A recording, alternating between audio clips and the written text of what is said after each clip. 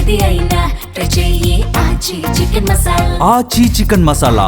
సిగాజిపై political సెగ రాజుకుంది. బాధితులకు ₹1 కోటి నష్టపరిహారం ఇస్తామని చెప్పి కేవలం ₹1,00,000 ఇచ్చి కాంగ్రెస్ చేతులు దులుపుకుందని బీఆర్ఎస్ నేత హరీష్ రావు ఆరోపించారు.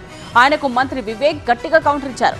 ఇక సిగాజీ ప్రమాదంపై సభ పెడదామనుకున్న బీఆర్ఎస్ ఆ తరువాత దాన్ని రద్దు చేసింది. ఏడాది క్రితం పాసమైలారంలోని సిగాజీ ఇండస్ట్రీలో జరిగిన అగ్ని ప్రమాదంలో 54 మంది కార్మికులు బలయ్యారు. సరిగ్గా ఏడాది తర్వాత అదే సిగాజీ ప్రమాదంపై బీఆర్ఎస్ కాంగ్రెస్ మధ్య సెగరాజుకుంది. నేతల మధ్య మాటల తూటాలు పేరుతున్నాయి. సిగాజీ ప్రమాదంలో చనిపోయిన వారి కుటుంబాలకిచ్చిన పరిహారంపై మాజీ మంత్రి బీఆర్ఎస్ నేత హరీష్ రావు తీవ్రస్థాయిలో ఆరోపణలు చేశారు.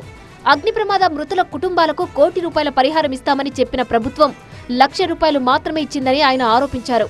మనిషికి ₹1 కోటి ఎక్స్గ్రేషియా ఇస్తాను. ఇవాళకి ఏడాది దినం ఇవాళ ఏడాది దినం జరుపుకుంటున్నారు వాళ్ళందరూ. కానీ ఇప్పటికీ ₹1 కోటి రాలేదు. కేవలం 24 లక్షలు వచ్చినాయి. అవేంటి? ఆ పిఎఫ్, ఈఎస్ఐ, ఇన్సూరెన్స్ వాళ్ళు కంపెనీ వాళ్ళు ఇచ్చేటి ఉంటాయి చూసినారు. హరీష్ రావుకు కాంగ్రెస్ నేతలు గట్టిగా కౌంటర్ ఇచ్చారు. సిగాజీ పరిశ్రమపై ప్రభుత్వం కఠిన చర్యలు తీసుకుందన్నారు మంత్రి వివేక్. దుర్ఘటనపై ప్రభుత్వం బాధ్యతాయుతంగా వ్యవహరించిందన్నారు.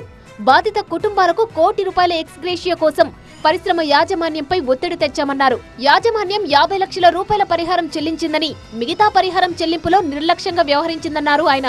పరిశ్రమ ఎండీపై చట్టపరమైన చర్యలు చేపట్టామని, జైలుకు కూడా పంపించామన్నారు వివేక్.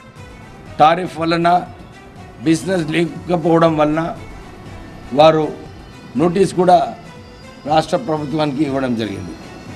సో ఇలాంటి తరుణంలో సిగాచి ఇన్సిడెంట్ పైన కాంగ్రెస్ ప్రభుత్వము చట్టం ప్రకారంగా ఏదైతే చర్యలు తీసుకోవాలో అన్ని చర్యలు తీసుకోవడం జరిగింది.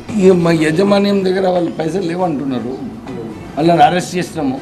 అరెస్ట్ చేస్తే కూడా ఇస్తారేమో అని చెప్పి ప్రెషర్ కూడా పెట్టడం జరిగింది. చట్టం ప్రకారంగా అంతే చేయవచ్చు కదా. దాని ప్రకారంగా ఏదైతే కార్యాచరణ తీసుకోవాలో రాష్ట్ర ప్రభుత్వం తీసుకోవడం జరిగింది. సిగాజీ మృతుల కుటుంబాలకు పరిహారంపై మాటలు మంటలు చెలరేగుతున్నాయి.